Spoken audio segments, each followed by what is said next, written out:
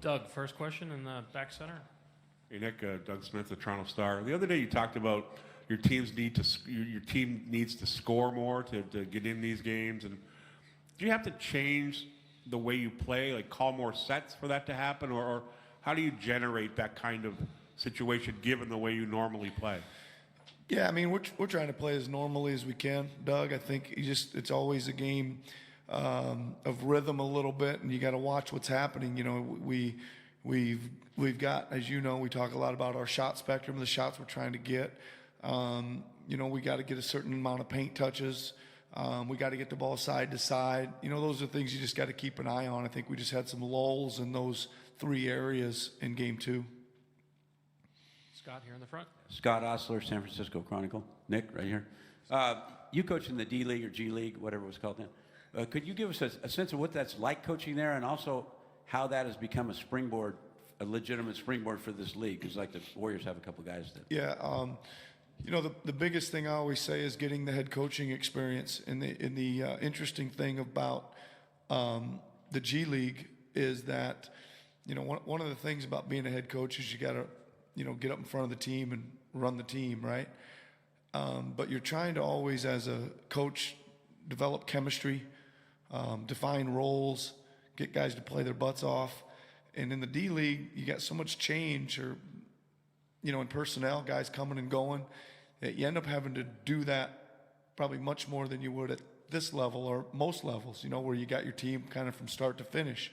And you can, once you get those roles developed or some chemistry built, that kind of goes to the end of the year, but you're kind of always getting that disrupted in the D League. So I thought it's a good chance to work at those skills maybe more than you would any place else in the world.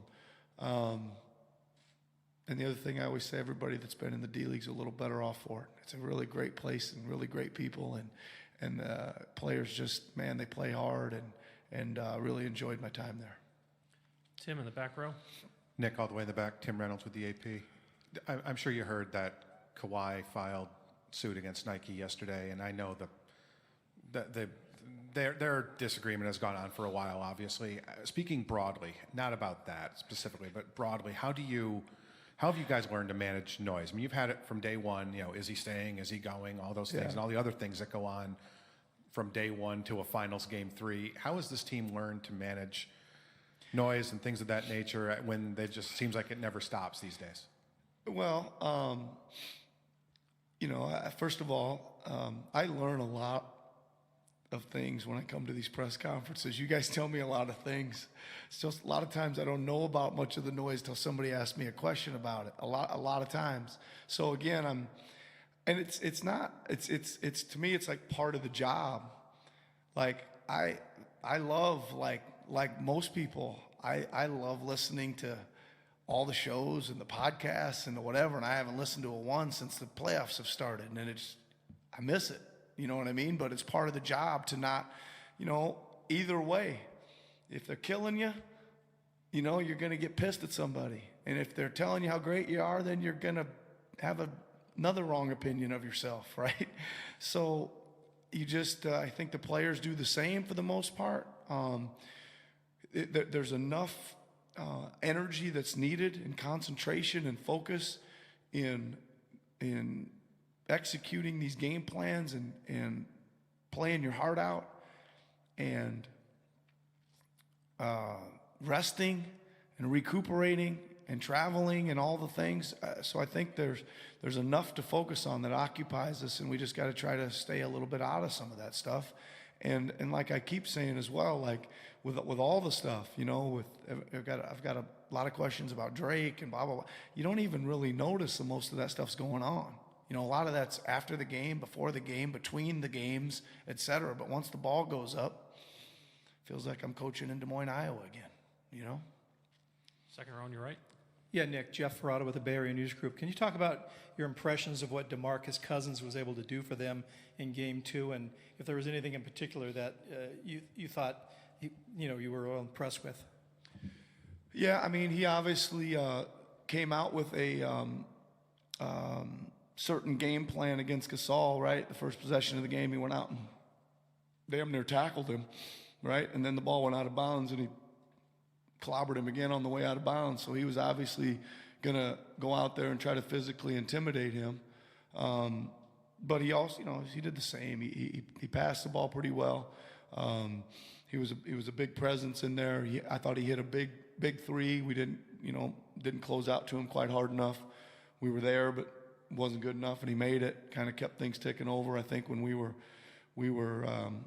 up maybe 10, and he cut it to 7 or something like that in the first half. But no, he played great, and I figured he's an all-star player. He's got tons of talent. He's a big body. I figured as the series goes on and he gets the timing back and the thing, he'll keep playing better. Michael, towards the back right. Nick, Michael Grange from Sportsnet. Can you just maybe walk us through your decision to go boxing one with Fred against Steph at the end of the fourth quarter or the last half of the fourth quarter, and maybe some of your thinking about being willing to try kind of unusual things in a very, in the spotlight? Well, we were having trouble getting our defense set up. We were having trouble at the basket a little bit. And we were having trouble with the rhythm of the game there. And usually, you use like any zone, so it's a type of zone.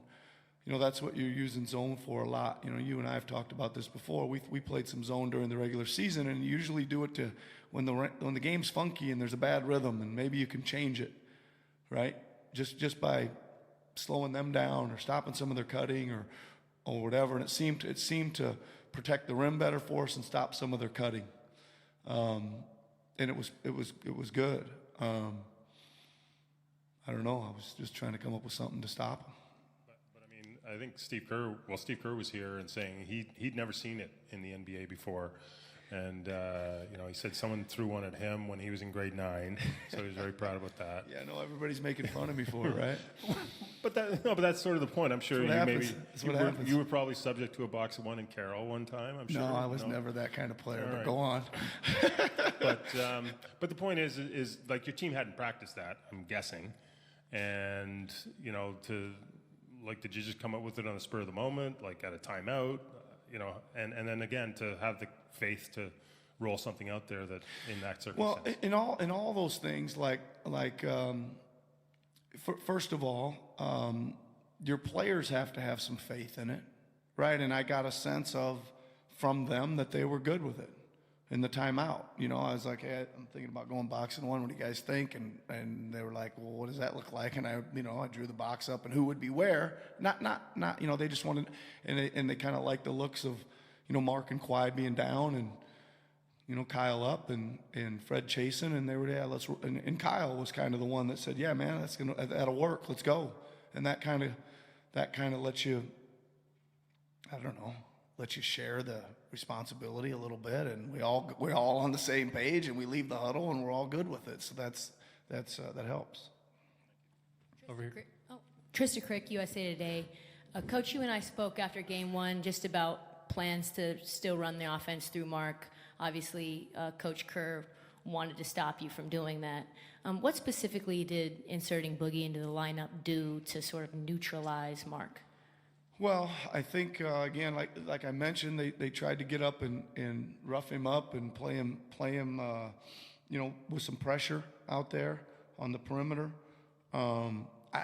Mark had some really good looks too. I mean, it wasn't like. I mean, he had some in the quarter from hell, the third quarter that we had there. He had like 3 or 4 of the really good looks there. One from about 8 feet, one from about 10 feet, and then one was a wide open 3. So. He did do a good job though, pressuring him, and Mark will be the first one to say that he didn't have as good a game as he would have liked to have. So in game 3, is it sort of make or miss, keep things the same, or is there an adjustment to be made in your view? There might be an adjustment to make, yeah. Greg, last question in the fourth row. Nick, Greg Logan of Newsday. There's been a lot of talk about the Warriors' injury situation, and yet we've seen that there have been times when Kawhi was compromised. How would you characterize his physical status right now and his ability to take over some of these games? He's good. right? I kind of keep saying I think he's good. Really knows his body. I think he's got a lot of minutes in him, 40 plus a night. And I think he's gonna get his cracks at the shots. Thank you, Coach. Okay. Thank you.